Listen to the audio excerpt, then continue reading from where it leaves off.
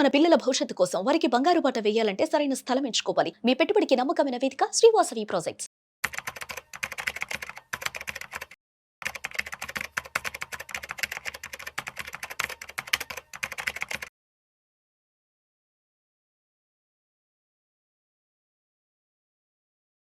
Financial management ఇప్పుడున్న youth కరెక్ట్గా use చేసుకుంటున్నారా లేదా? నాకు వచ్చే డబ్బులు ఓవర్ నైట్లోనే 10 రూపీస్ ఇంట్రెస్ట్తో పెరిగిపోవాలి అనే అత్యాశ ఎక్కడైతే పెరిగిందో అక్కడే వాళ్ళ పతనానికి వాళ్ళ గొయ్యి వాళ్లే దోకుంటున్నారు. రిలయన్స్ ఎంతతో పెరుగుద్ది తెలుసా అండి? ఇయర్ ఆన్ ఇయర్ 12% 15% వాళ్ళ ఇన్కమ్. మనకేమో నెలకు 10 రూపాయల, సంవత్సరానికి 120% కావాలా?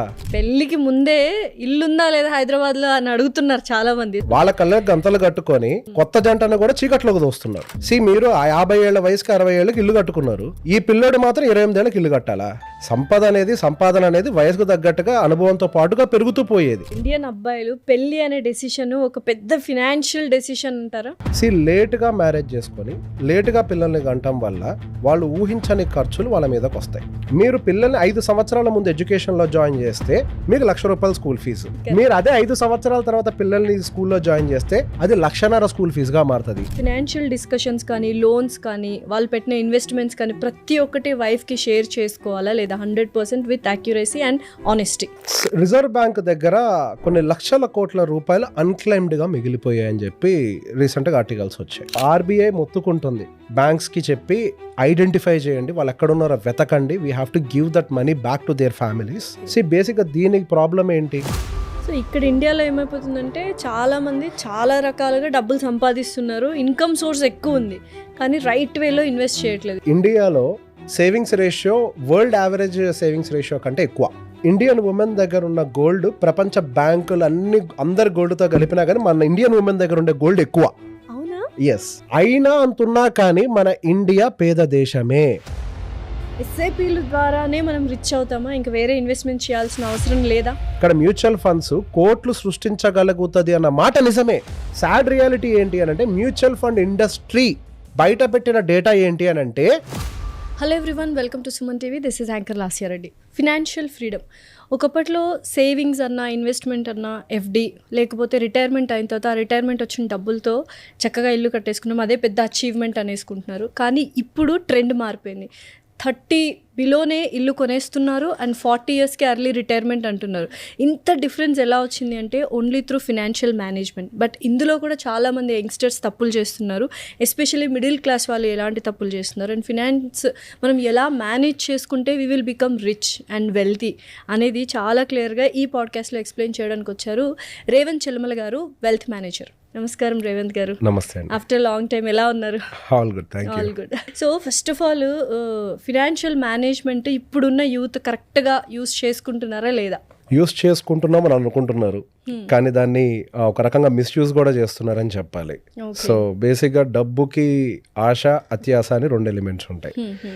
₹1 వడ్డీ వస్తే చాలే అనుకున్న రోజుల నుంచి నాకు నెలకి ₹10 వడ్డీ కావాలి అనే ఒక అత్యాశ చాలా మందిలో కనపడుతుంది. చాలా గ్రీడీ అయిపోయారు. ఉద్యోగం చేసుకుంటూ వచ్చే దాంట్లో నుంచి ఒక్కొక్క రూపాయి దాచిపెట్టుకుంటూ పెట్టుబడి పెడితే సంపద అనేది క్రియేట్ అవుతూ ఉంటుంది, వెల్త్ అనేది క్రియేట్ అవ్వడానికి అది దారి. అలా కాకుండా నాకు వచ్చే డబ్బులు ఓవర్ నైట్లోనే 10 రూపీస్ ఇంట్రెస్ట్తో పెరిగిపోవాలి అనే అత్యాశ ఎక్కడైతే పెరిగిందో అక్కడే వాళ్ళ పతనానికి వాళ్ళ గొయ్యి వాళ్లే దోకుంటున్నారు. చాలా మంది ఫ్యామిలీస్ని నేను on day to day basis కలుస్తాను. కొన్ని వందల కుటుంబాలను గమనించిన తర్వాత అర్థమైంది ఏంటి అని అంటే, వాళ్ళు నేను ప్రాపర్గా నా వెల్త్ని మేనేజ్ చేసుకుంటున్నాను, నేను బాగానే ఇన్వెస్ట్ చేసుకుంటున్నాను అని అనుకుంటూనే వాళ్ళు తెలియకుండానే వాళ్ళ ₹1 కూడా ప్రాపర్గా రైట్ వే ఆఫ్ ఇన్వెస్ట్మెంట్స్ చేయకుండా 40 ఏళ్ల వయసు వచ్చిన తర్వాత ఇప్పుడు నా దగ్గర ఏమీ లేదు అన్న సిచ్యువేషన్లోకి రియలైజ్ అయ్యారు. అయితే ఇప్పుడు 40 ఇయర్స్ ఆఫ్ ఏజ్ ఉండి జీరో సేవింగ్స్ ఉంటే మళ్ళీ రిచ్ అవ్వడానికి అవకాశాలు ఉన్నాయి, సంపాదించుకోవడానికి అవకాశాలు ఉన్నాయా? ఇక్కడ ఒక సాడ్ రియాలిటీ ఏంటి అని అంటే, మనిషి జీవితం అనేది చాలా పరిమితం.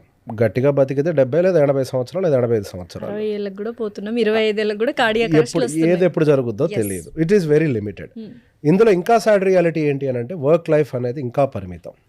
ఇప్పుడు నా దగ్గరికి యంగ్స్టర్స్ వచ్చినప్పుడు వాళ్ళకి సహజంగా చెప్పే ఒక మాట, ఇప్పుడు చేతికి డబ్బులు వస్తున్నాయి కాబట్టి అంత రోజీగా కలర్ఫుల్గా కనపడుతూ ఉంటుంది, నేను ఏదైనా ఇన్వెస్ట్ చేయగలుగుతాను, ఏదైనా అచీవ్ చేయగలుగుతాను అనే ఆలోచనలు బాగా వస్తూ ఉంటాయి. ఆ ధైర్యం ఉండడం మంచిదే, కాకపోతే ఒక విషయం గుర్తుపెట్టుకోండి, మీ జీవితంలో ఈ సంపాదించే వయసు అనేది పరిమితం. నేను సంపాదించే ఈ జీవితం పరిమితం అని అర్థమయ్యే టైంకి మీ జీవితంలో టైం అయిపోయి ఉంటుంది అప్పటికే. ఓకే. ఈ ఐటీ జాబ్స్ చేసే వాళ్ళకి 40 ఏళ్ళు దాటింది అని అంటే ఇక ఉద్యోగాలు ఉంటాయో ఊడతాయో ఇది ఎవరికీ గ్యారంటీ లేదు. ఒకవేళ 45 ఏళ్ల తర్వాత కూడా జాబ్ కంటిన్యూ అయినప్పటికీ వాళ్ళకి శాలరీ హైక్స్ అనేవి కన్సిడరబుల్లీ ఉండవు. 1% 2% మాత్రమే ఉంటాయి. కానీ అదే టైంకి వాళ్ళ పిల్లల హైయర్ ఎడ్యుకేషన్లోకి వెళ్ళటము, ఎక్స్పెన్సెస్ గ్రో అవ్వటము, వీళ్ళు ఆల్రెడీ ఒక టైప్ ఆఫ్ లైఫ్ స్టైల్కి అలవాటు పడిపోయి ఉండటము, వాటి యొక్క ఎక్స్పెన్సెస్ ఏమో ఫాస్ట్గా గ్రో అవుతూ ఉంటాయి. 8%, 9%, 10% తోటి ఇన్ఫ్లేషన్ తోటి గ్రో అవుతూ ఉంటాయి. ఈ సాఫ్ట్వేర్స్ అందరు ఎక్కువగా నేను చూసుకున్నట్లయితే అందరూ ఫస్ట్ జాయిన్ అయిన ఒక 3-4 ఇయర్స్కి ఇల్లు కొనేస్తున్నారు. అది కూడా మీరు అన్నట్టు రిచ్ లైఫ్ స్టైల్, గేటెడ్ కమ్యూనిటీలోనే ₹1,00,00,000, ₹1,10,00,000 లోన్ ఉంటుంది వాళ్ళకి, హోమ్ లోన్.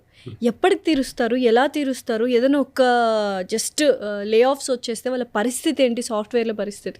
ఎర్లీ ఏజ్లో ఇల్లు కొంటే మీ పిల్లల జీవితం అంధకారంలోకి తోసినట్లే అని ఒక మాట చెప్తూ ఉంటాను. నిజమే అది. సో బేసిక్గా అది గేటెడ్ కమ్యూనిటీస్లో హై రైజ్డ్ అపార్ట్మెంట్స్లో కొంటున్నారు అని అంటే అనుకుంటూ ఉంటారు నేను ఒక సంపదను సృష్టిస్తున్నాను అని. ఇక్కడ ఒక గ్రౌండ్ రియాలిటీ చెప్తాను. అపార్ట్మెంట్స్ విషయంలోకి వచ్చేసరికి, అది కూడా హై రైజ్డ్లోకి వచ్చేసరికి కొన్ని విషయాలు మనం గట్టిగా గమనించాలి. ఒక నార్మల్ అపార్ట్మెంట్ తీసుకున్నాం అనుకోండి, ఒక 5 ఫ్లోర్ ఉండేటువంటి ఒక నార్మల్ ఇండిపెండెంట్ అపార్ట్మెంట్ తీసుకుంటే, ఒక డబుల్ బెడ్రూమ్ ఫ్లాట్ కొంటే ఒక 45 గజాలు ఇస్తారు. త్రిబుల్ బెడ్రూమ్ ఫ్లాట్ కొంటే ఒక 60 గజాలు అన్డివైడెడ్ ల్యాండ్ షేర్ అనేది మనకి అలోకేట్ చేస్తారు. అదే హై రైజ్లోకి వెళ్తే గట్టిగా 15 గజాలు మాత్రమే మీకు అలోకేట్ చేస్తారు. ఏది 3 BHKకి, 1.5 కోటి ప్రాపర్టీకి 15 నుంచి 18 గజాలకు మించి undivided land share 16 square yards నాకున్నది. రైట్. సో ఇక్కడ ఒక ప్రాపర్టీ అప్రిషియేట్ అవ్వాలి అని అంటే దాని అండర్లయింగ్ ఎసెట్ అనేది స్ట్రాంగ్గా ఉండాలి. ఇక్కడ అండర్లయింగ్ ఎసెట్ ఏంటి? మనకి భూమి. మనకి ఒక స్థాయి ఏర్పడ్డ తర్వాత కావాల్సిన డబ్బులు, బాధ్యతలకి సరిపడ డబ్బులు అన్నీ మనం అక్యుములేట్ చేసిన తర్వాత హై రైజ్ అపార్ట్మెంట్స్లోకి వెళ్ళి లగ్జరీని తీసుకోవడంలో ఎటువంటి తప్పు లేదు. కానీ ఇనీషియల్ స్టేజ్లో ఉన్నప్పుడు అసలు ఫస్ట్ మనం ఇల్లు అనే ఆప్షన్కి ఫస్ట్ వెళ్ళకూడదు. బట్ స్టిల్ వెళ్ళాము అని అనుకుంటే హై రైజ్ అండ్ గేటెడ్ కమ్యూనిటీలోకి వెళ్ళటం వల్ల మీ అపార్ట్మెంట్ యొక్క విలువ పెరగటానికి ప్రాబబిలిటీ తక్కువ. కానీ ఒక సాడ్ రియాలిటీ ఏం జరిగింది అంటే, హైదరాబాద్లో మనకి 2020 సంవత్సరం నుంచి కొంతవరకు స్కై రాకెట్ అయింది రియల్ ఎస్టేట్. దానివల్ల అపార్ట్మెంట్ ప్రైజెస్ అన్ని కూడా బాగానే పెరుగుతున్నాయి కదా అని చెప్పేసి ఒక భ్రమలో ఉంటున్నారు. అటువంటి సినారియో అనేది ఆల్ ద టైం మార్కెట్లో ఉండదు. అయిపోయింది ఆల్రెడీ. 2022 నుంచి అగైన్ మార్కెట్ ఆగిపోయింది. 22 మిడ్ నుంచి మార్కెట్ ఎటువంటి మొమెంటం లేదు. లాంగ్ టర్మ్లో నా అపార్ట్మెంట్ అయినా గ్రో అవుతుంది కదా అని అనుకుంటే, అపార్ట్మెంట్ గ్రో అవ్వాలి అని అంటే ఫస్ట్ మీ అండర్లయింగ్ ఎసెట్ అనేటువంటి అన్డివైడెడ్ ల్యాండ్ షేర్ అనేది స్ట్రాంగ్గా ఉండాలి. మీరు 1.5 కోటి పెట్టి ఒక ప్రాపర్టీ కొంటున్నారు అని అంటే అందులో కనీసం ఒక 60 లక్షల వాల్యూ భూమి విలువ లేకపోతే, పోనీ ఒక 50 లక్షలు, 60 కూడా కాదు అసలు 60 మినిమం 60 నుంచి 70 లక్షలు లేకపోతే మీ కాంక్రీట్ వాల్యూ అనేది డిప్రిషియేటింగే. కాంక్రీట్కి విలువ లేదు, అది ఒక టైంకి 0 అవుతుంది. ఇయర్ బై ఇయర్ 2% 4% మందమో డిప్రిషియేట్ అవుతూ ఉంటుంది. కానీ ఇక్కడ ఇంకొక వైపు మీ భూమి విలువ పెరుగుతూ ఆ తగ్గేదాన్ని బ్యాలెన్స్ చేస్తూ మీ అపార్ట్మెంట్ గ్రోత్ని స్టేబుల్తో ముందుగా తీసుకెళ్తూ ఉంటుంది. జనరల్ కేస్ సినారియోలో 7% పెరుగుతుంది. ఈ కేస్ సినారియోలో ఏదైనా ఇటువంటి ఒక స్పైక్ వస్తే తప్పించి మూమెంట్ కనపడదు. అదే కష్టపడి ఇప్పుడే ఉద్యోగం తెచ్చుకొని రూపాయి దాచిపెట్టుకుంటున్నాను, నేను ఒక వెల్త్ని క్రియేట్ చేయాలనుకుంటున్నాను అని ఒక వ్యక్తి డబ్బులు తీసుకొని వెళ్ళి ఒక హై రైజ్ అపార్ట్మెంట్లో డబ్బులు పెడితే అది మీకు వెల్త్ క్రియేటర్గా ఎలా మారుతుంది? లైఫ్ లాంగ్ లయబిలిటీగా మారుతుంది. ఇప్పుడు మీరు ఇంకొక మాట అన్నారు, ఒకవేళ ఉద్యోగం పోతే పరిస్థితి ఏంటి అని. అసలు ఉద్యోగానికి గ్యారంటీ ఉందా? ఉద్యోగం ఉన్నా మీకు జీతం వస్తుందని గ్యారంటీ ఉందా? ఉద్యోగం ఉంది, జీతం వస్తుంది అని గ్యారంటీ ఉన్నా మీరు ఆఫీస్కి వెళ్ళి తిరిగి ఇంటికి రాగలుగుతారన్న గ్యారంటీ ఉందా? అంటే ఇప్పుడు హైదరాబాద్లో మిడిల్ క్లాస్ వాళ్ళు ఇల్లు కొనుక్కున్నారంటే ఫినాన్షియల్ సూసైడ్ చేసుకున్నట్లేనా? 100%. మనం ఫైనాన్షియల్స్ని చెక్ చేసుకోకుండా ఇల్లు ప్రతి ఒక్క మనిషికి అవసరమైనటువంటి ఒకది, అందులో డౌట్ ఏం లేదు. గుడ్డ కావాలి, తిండి కావాలి, గూడు కావాలి, ఈ 3 కావాలి. కానీ ఏ టైంలో కొంటున్నాము అనేది ఒక మేజర్ ఎలిమెంట్ ఇక్కడ. పిల్లలు పుట్టక ముందే నేను మొత్తం సెటిల్ అయిపోవాలి. ఇన్ఫాక్ట్ పిల్లలేంటి అసలు పెళ్ళవ్వక ముందే నేను సెటిల్ అయిపోవాలని చెప్పేసి మాట్లాడుతున్నాను. ఎందుకంటే ఇప్పుడు పెళ్లికి ముందే ఇల్లుందా లేదా హైదరాబాద్ లో అని అడుగుతున్నారు చాలా మంది. సో వాళ్ళ కళ్ళకి గంతలు కట్టుకున్నారు, వాళ్ళ కళ్ళకి గంతలు కట్టుకొని కొత్త జంటను కూడా చీకట్లోకి దోస్తున్నారు. వాళ్ళ కంటికి ఏం కనిపించట్లేదు. మీరు 50 ఏళ్ల వయసుకి 60 ఏళ్ళకి ఇల్లు కట్టుకున్నారు. ఈ పిల్లోడు మాత్రం 28 ఏళ్ళకి ఇల్లు కట్టాలా? మీకు చేత కాని పని ఈ పిల్లోడు చేయాలా? మీకు ఇప్పుడు 3 లక్షల జీతం వస్తుంది కాబట్టి 28 ఏళ్ళ కుర్రాడికి కూడా 23 లక్షల జీతం రావాలా?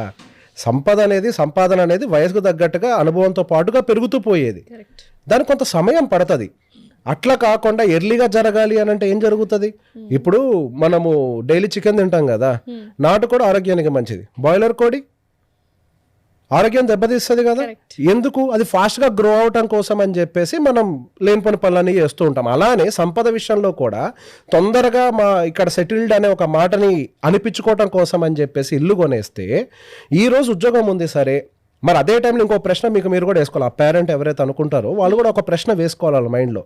ఇప్పుడు ఉద్యోగం ఉంది కాబట్టి ఈఎంఐ కడుతున్నారు, అదే ఉద్యోగం పోతే అదే ఇంటి ముందుకి బ్యాంక్ కూడా వచ్చి నిలబడితే మరి నా పిల్ల సంగతి ఏంటి అన్నది ఒక విషయం ఆలోచించారా? ఆ అమ్మాయి ఇంట్లో ప్రశాంతంగా ఉండగలుగుతుందా? Definitely no. ప్రతిరోజు టెన్షన్, ప్రెషర్స్ అన్ని అమ్మాయి మీద చూపిస్తారు.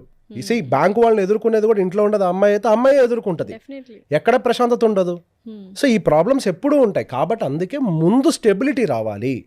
ఒక పెళ్లి చేసే ముందు ప్రతి ఒక్క పేరెంట్కి నేను ఇచ్చే అడ్వైస్ ఏంటంటే, పెళ్లి చేసే ముందు ఆ అబ్బాయికి ఉద్యోగం పోతే కనీసం ఒక 2 సంవత్సరాలు సర్వైవ్ అవ్వటానికి కావాల్సిన డబ్బులు ఉన్నాయా అనేది చూడాలి. అది వెరీ ఇంపార్టెంట్. అది చాలా ఇంపార్టెంట్. అంతే కదా. అద్దింట్లో ఉన్నా సొంత ఇంట్లో ఉన్నా ఇల్లే.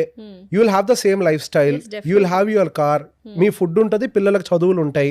2 సంవత్సరాల్లో మళ్ళీ ఉద్యోగం తిరిగి సంపాదించుకుంటారు. ఇంట్లో ఉంటే రిచ్ అయిపోవచ్చా వెన్ కంపారిటివ్లీ ఈఎంఐలు పెట్టుకుని సొంత ఇల్లు ఫ్లాట్ లో ఉండడం కంటే? ఇక్కడ ఒక ప్రాబ్లం ఎక్కడైంది అని అంటే, ఒకప్పుడు అమెరికాకి వెళ్ళిపోయిన వాళ్ళందరూ అక్కడ ఇల్లు కొనటంతో వెంటనే ఇక్కడ ఉండే పేరెంట్స్ ఏంటి, అక్కడ ఉండే వాళ్ళ పేరెంట్స్ మా అబ్బాయి అమెరికాలో ఇల్లు కొన్నాడు అనగానే మిగతా పేరెంట్స్ కూడా ఇక్కడ ఉండే వాళ్ళ మీద ప్రెషర్ పెట్టి అదొక సొసైటల్ ప్రెషర్ గా మారింది. సొసైటల్ ప్రెషర్ అది అలా క్రియేట్ అయింది. అక్కడ కొన్నారు అంటే కొన్ని లాజిక్స్ ఉన్నాయి. ప్రతి ఒక్క జాగ్రఫికల్ కండిషన్స్ కి ఈ థియరీ మారుతూ ఉంటది. అమెరికాలో రెంటల్ ఈల్డ్ 6% వస్తుంది పెట్టుబడి మీద. అక్కడ ఇంట్రెస్ట్ రేటు 2% నుంచి 5% వరకు ఉంటుంది. సరే ఇప్పుడంటే కొద్దిగా ఎక్కువ ఉంది కానీ 2% యూజువల్గా అక్కడ ఉండేది.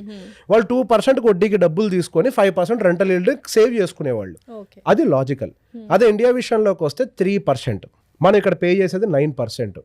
అసలు ఎక్కడైనా పొంతనుందా? సంబంధం లేదు. అక్కడ వాళ్ళు ఎవరో చేశారు అంటే, కుక్కను చూసి నక్కను చూసి కుక్క వాత పెట్టుకుండి అనే ఒక సామెతకి ఇది పర్ఫెక్ట్గా సూట్ అవుతూ ఉంటుంది. ఎక్కడ చేయాల్సిన పనులు అక్కడ చేయాలి. ఇల్లు కొనటము కట్టటము 2 తప్పు కాదు. అంత కావాలి అని అంటే నిజంగా మీరు మీ అమ్మాయి బాగుండాలని కోరుకుంటే మీరు ఒక ఇల్లు కొనిపించి పంపించండి, ఇంకా ప్రశాంతంగా లైఫ్ సెటిల్. అంతే. ఇప్పుడు ఒక కుర్రాడికి ఉండాల్సింది ఏంటి అంటే, సంపాదించే ఒక తెలివితేటలు ఉండాలి. ఆ డబ్బుని అత్యాశతోటి కాకుండా తెలివితోటి పెంచే ఒక తెలివితేటలు ఉండాలి. దానికి ఏంటి, అరే అక్కడ ఎవరో నేను ట్రేడింగ్ కోసం డబ్బులు పెడితే 10 రూపాయలు వడ్డీలు ఇస్తున్నారంట అని చెప్పేసి డబ్బులు తీసుకెళ్లి పెట్టి పోగొట్టే మనస్తత్వమా? అరే 10 రూపాయల వడ్డీ అనేది ప్రపంచంలో ఎక్కడా సాధ్యం కాదు. ఎక్కడైనా కానీ ధర్మబద్ధమైన వడ్డీ అని అంటే రూపాయి నుంచి రూపాయిన్నర మాత్రమే వస్తుంది. మనకు అటువంటి ఇన్వెస్ట్మెంట్స్లో పెట్టుబడులు పెడితే మన రూపాయి పోకుండా సెక్యూర్డ్గా ఉంటుంది అని చెప్పేసి భద్రతతోటి గ్రోత్ మైండ్ సెట్ తోటి ఉన్నాడా లేదా చెక్ చేసుకోవాలి. ఒక మనిషి వెల్దియర్గా మారాలా లేకపోతే నాశనం అయిపోవాలా అనేది డిసైడ్ చేసేది ఆ మనిషి మైండ్ సెట్. ఆ అబ్బాయి కొనేటువంటి ఒక అపార్ట్మెంటో లేకపోతే కొనే కారో కాదు, ఎంత జీతం వస్తుంది అన్న దాన్ని బట్టి వెల్దియర్ గారు. నేను తక్కువ అంటే చిన్న శాలరీ సంపాదించే వాళ్ళు కూడా 50 లక్షలు కోటి రూపాయల వరకు సేవింగ్స్ చేసిన వాళ్ళని చూశాను. 5 లక్షల రూపాయలు మంత్లీ ఎర్న్ చేసే వాళ్ళు మినిమం ఒక 25 lakhs సేవింగ్స్ లేకుండా ఉన్న వాళ్ళని చూశాను. చిన్న వ్యత్యాసం ఏంటంటే వాళ్ళు పెట్టుకునేటువంటి commitments. End of the day వాళ్ళ పిల్లలు ఇప్పుడు 20 సంవత్సరాలు మీరు ఈఎంఐ పెట్టుకుంటారు. ఆ 20 సంవత్సరాల్లో మీ పిల్లలు కూడా పెరిగి పెద్ద అవుతారు. వాళ్ళ ఖర్చులు ఉంటాయి. ఏ రేంజ్ లో ఉంటాయి మీ ఊహలకు కూడా ఉందా? మనం చిన్నప్పుడు చదువుకున్నప్పుడు ఇంజనీరింగ్ కి గట్టిగా 4 లక్షలు అయితే ఎక్కువ. సంవత్సరానికి 4 లక్షలు. ఇప్పుడు ఎగ్జాక్ట్లీ సంవత్సరానికి 4 లక్షలు. ఇప్పుడు పుట్టిన పిల్లలు ఇంజనీరింగ్ వెళ్ళే టైంకి సంవత్సరానికి 40 లక్షలు ఖర్చు అవుతుంది. అయితే ఇప్పుడు ఇండియన్ మేల్స్ ఎవరైతే ఉన్నారు, ఇండియన్ అబ్బాయిలు పెళ్లి అనే డెసిషన్ ఒక పెద్ద ఫినాన్షియల్ డెసిషన్ అంటారా? 100% పెద్ద ఫైనాన్షియల్ డెసిషన్. ఇక్కడ చాలా మంది పెళ్లి చేసుకోవాలంటే సెటిల్ అవ్వాలని చెప్పేసి అబ్బాయిలు ఆలోచిస్తున్నారు. నేను ప్రాపర్గా సెటిల్ అయిన తర్వాత నేను పెళ్లి చేసుకుంటాను, ఒక సైజ్ ఆఫ్ అమౌంట్ తయారు చేసిన తర్వాత పెళ్లి చేసుకుంటాను. అది వాళ్ళు అనుకోవడం కంటే సొసైటీ అండ్ పెళ్లి ఫాదర్స్ ఎక్కువగా అనుకుంటున్నారు 100%. కానీ ఇది రాంగ్ వే. లేట్గా మ్యారేజ్ చేసుకొని లేట్గా పిల్లల్ని గంటం వల్ల వాళ్ళు ఊహించని ఖర్చులు వాళ్ళ మీదకి వస్తాయి. ఫస్ట్ ప్రాబ్లం వచ్చేసరికి ఒక 2 కేసెస్ ఎగ్జాంపుల్. 25, 26, 27 ఇయర్స్కి పెళ్లి చేసుకున్న అబ్బాయి ఎర్లీగా కిడ్స్ని ప్లాన్ చేసుకొని 28, 29, 30 లోపల కిడ్స్ని ప్లాన్ చేసుకుంటే ఆ పిల్లల పెళ్ళిళ్ళు వీళ్ళకి 55 సంవత్సరాలు వచ్చే టైంకి అయిపోతాయి. అదే లేటుగా 31-32కి పెళ్లి చేసుకొని పిల్లల్ని 35 నుంచి 40 మధ్యలో కంటే ఈ పిల్లల పెళ్ళిళ్ళు అంటే వాళ్ళకి పుట్టిన పిల్లల పెళ్ళిళ్ళు చేయడానికి అయిపోతుంది. వాళ్ళకి 65-70 వయసు కూడా వచ్చేస్తుంది. అప్పుడు మీరు ఎర్నింగ్ కాదు, మీరు ఎక్కడి నుంచి డబ్బులు తీసుకొని వస్తారు? 2, ఇప్పుడు ఎడ్యుకేషన్ కాస్ట్. మీరు పిల్లల్ని 5 సంవత్సరాల ముందు ఎడ్యుకేషన్లో జాయిన్ చేస్తే మీకు ₹1,00,000 స్కూల్ ఫీజు. మీరు అదే 5 సంవత్సరాల తర్వాత పిల్లల్ని స్కూల్లో జాయిన్ చేస్తే అది ₹1,50,000 స్కూల్ ఫీజుగా మారుతుంది. సో పిల్లలు ముందు పుట్టినా వెనక పుట్టినా మీకు వచ్చే జీతం మారుద్దా? మీ పిల్లలు ఉన్నారా లేదా అన్న దాన్ని బట్టి మీ జీతం డిసైడ్ అవుద్దా? మీకు వచ్చే జీతం అంటే ఆ సమ్ ఆఫ్ అమౌంట్ అంటే మీ లైఫ్ లాంగ్ ఎర్న్ చేసేటువంటి అమౌంట్ అది మారదు, అది ఫిక్స్డ్. కానీ ఎక్స్పెండిచర్ ఎంత అనేది మాత్రం ముందు మీరు ప్లాన్ చేసుకోవాలి. పిల్లలు ఇప్పుడు పుడితే వాళ్ళ ఎడ్యుకేషన్ కంప్లీట్ అయ్యి మ్యారేజ్ అయ్యే టైంకి నేను ఎంత ఖర్చు పెట్టాలి అనేది ఒక ప్లాన్ ముందే ప్రిపేర్ చేసుకోవాలి. నేను ఇప్పటి నుంచి ప్లాన్ చేసుకుంటే ఇంత ఖర్చు అవుతుంది, 5 ఏళ్ళు లేట్గా ప్లాన్ చేసుకుంటే ఇంత ఖర్చు అవుతుంది. నాకు వచ్చే ఇన్కమ్ మాత్రం సేమ్, అది మారదు. మీకు ఎంత గ్రోత్ రావాలో అంతే వస్తుంది. మరి మీరు ఎక్స్ట్రా డబ్బులు ఖర్చు పెడుతున్నారా లేదా పిల్లల మీద? సేమ్ ఎడ్యుకేషన్ డిలే అవుతోంది. 2, ఇప్పుడు మీరు ఉద్యోగాలు చేయడం కోసం అని చెప్పి మీ పేరెంట్స్ మీకు సపోర్ట్ చేస్తున్నారు, ఎందుకంటే వాళ్ళ ఒంట్లో ఓపిక ఉంది, ఏజ్ ఫ్యాక్టర్ ఉంది కాబట్టి. మరి ఎగ్జాక్ట్లీ మరి మీరు ఎట్లా సపోర్ట్ చేస్తారు మీ పిల్లలకి? అది చాలా బేసిక్ కదా. ఇప్పుడు మన ఇండియాలో మెంటాలిటీస్ చాలా స్ట్రాంగ్గా ఉంటాయి. దానికి గల కారణం ఏంటి అంటే స్ట్రాంగ్ ఫ్యామిలీ స్ట్రక్చర్.